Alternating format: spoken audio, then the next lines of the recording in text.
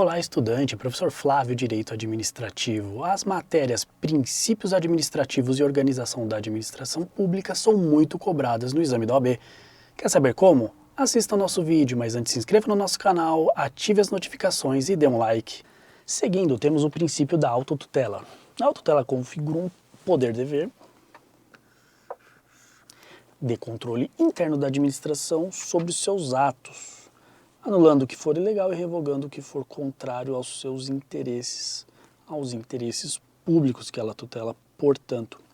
E isso pode ser feito sem a necessidade de recorrer ao judiciário, pode ser feito de ofício, daí porque se fala em poder-dever. Exige o devido processo legal, tanto se a anulação for no âmbito administrativo como no judicial, mas dispensa provocação da parte.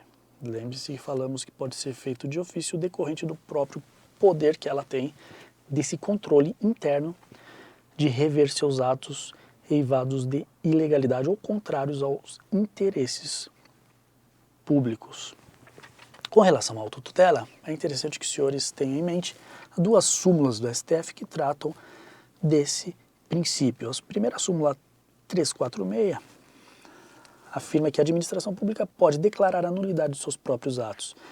Aqui não é utilizada a expressão pode como sinônimo de opção, de uma discricionariedade, pois se tratar de nulidade é porque é contrária à lei. Daí porque deve declarar. A leitura é essa. Portanto, a administração pública deve declarar a nulidade de seus próprios atos quando eivados de ilegalidade. Se tiverem contrários ao interesse público, ela pode revogá-los. A segunda súmula é a 473, também do STF. Nela temos que a administração, aí ele repete, pode anular seus próprios atos quando eivados de vícios que os tornem ilegais, porque deles não se originam direitos, ou revogá-los por motivo de conveniência ou oportunidade, respeitados os direitos adquiridos e ressalvada em todos os casos a apreciação judicial. Aqui, quando ele fala novamente pode anular seus atos, deve, já que estamos falando de atos eivados de vícios que os tornem ilegais. Se tiver ilegal, a administração deve anular seus atos.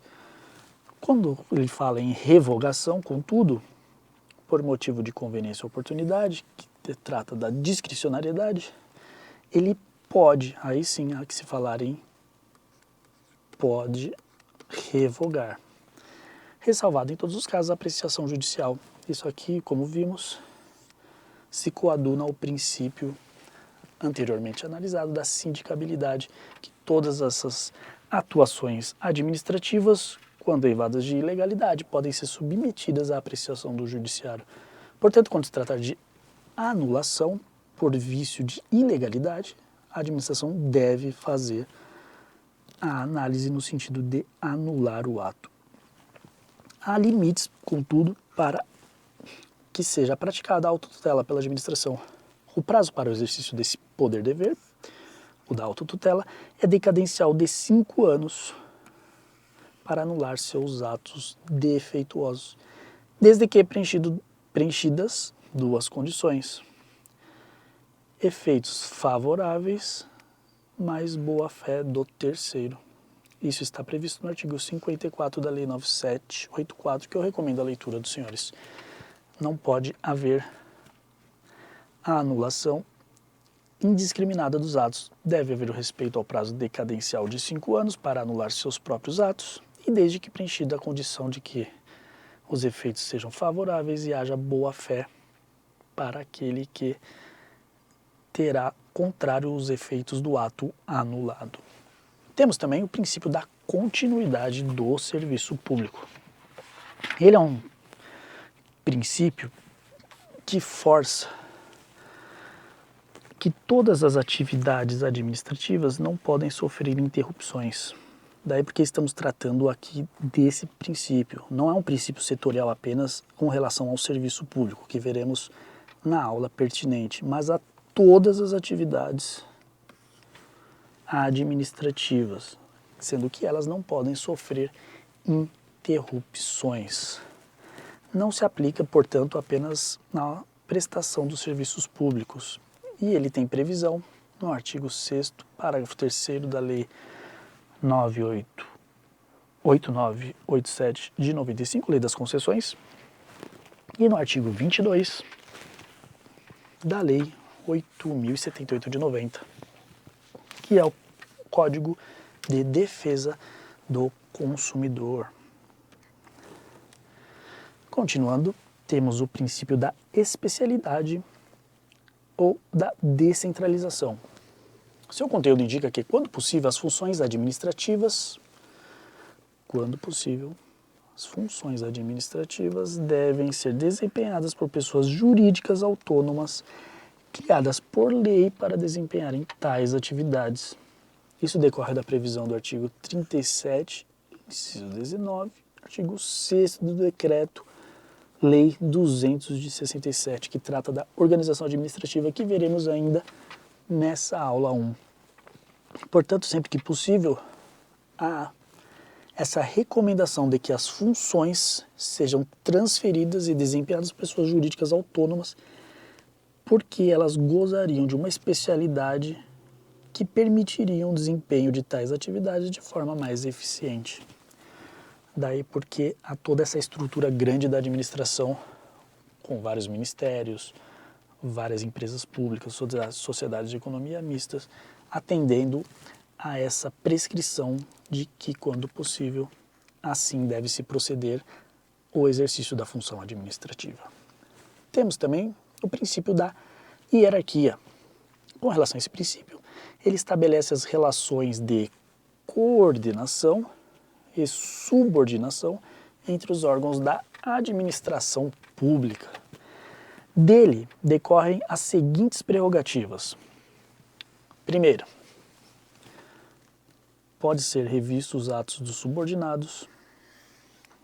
Segunda, a possibilidade de delegar e avocar competências dos subordinados. Portanto, sempre que se delegar será de cima para baixo. Poderá também ser avocado de cima para baixo, nunca de baixo para cima, na hierarquia. E, por fim, há esse dever de punir os subordinados que cometerem infração. Isso tudo é decorrência desse princípio da hierarquia nas relações de coordenação e subordinação entre os órgãos da administração pública. Temos também o princípio da precaução. Originalmente, o princípio da precaução foi previsto no direito ambiental, em que se buscava evitar a ocorrência de danos ambientais antes da sua prática.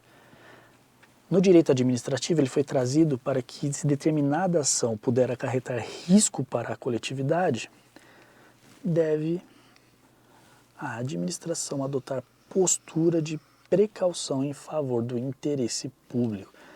Portanto, com relação à precaução, se determinada ação acarreta risco, apenas o risco potencial, deve a administração, de forma precavida, adotar uma postura em favor do interesse público.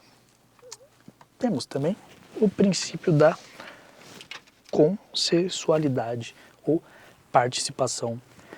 O conteúdo veicula a seguinte hipótese: os processos decisórios da administração devem ser tomados junto à participação dos administrados, garantindo-se a democratização na tomada de decisões da coletividade. Por certo que, se estamos falando que a administração ela é gestora dos interesses da coletividade, do interesse público, nada mais razoável que haja o princípio da consensualidade, que significa participação nos processos decisórios das pessoas sobre as quais essas decisões gerarão efeitos.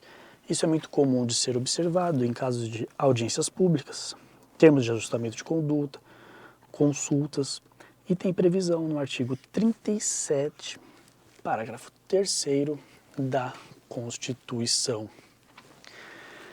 Tratamos de algum desses princípios, não todos, mas vamos praticá-los, vendo como essas questões foram abordadas em exames de concursos, principalmente da OAB.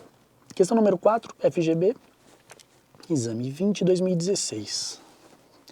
Determinada empresa apresenta impugnação edital de concessão de serviço público metroviário em determinado estado, sob a alegação de que a estipulação do retorno ao poder concedente de todos os bens reversíveis já amortizados, quando do advento do termo final do contrato, ensejaria enriquecimento sem causa do Estado. Assinale a opção que indica o princípio que justifica tal previsão editalícia. Desconcentração, letra A.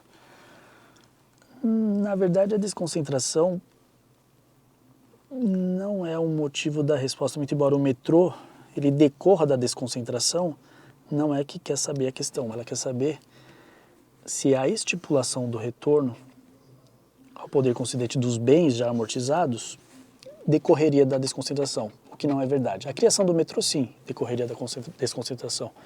Contudo, a estipulação do retorno, não.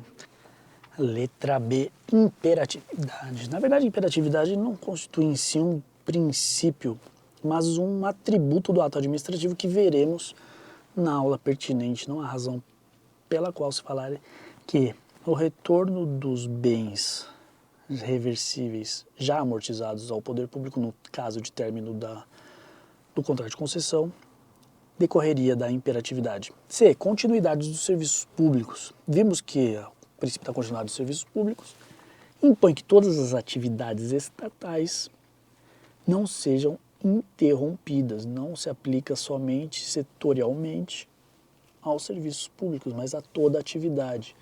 E quando há essa estipulação do retorno ao poder concedente de todos os bens reversíveis já amortizados, significa que, ainda que o contrato não seja renovado, o serviço continuará sendo prestado por outra pessoa, seja o Estado ou uma nova pessoa que receberá a concessão. Daí porque essa estipulação se adequa ao princípio da continuidade do serviço público. Letra D, subsidiariedade. Não há que se falar também na subsidiariedade como um fator justificador da estipulação do retorno dos bens reversíveis já amortizados. Portanto, letra C.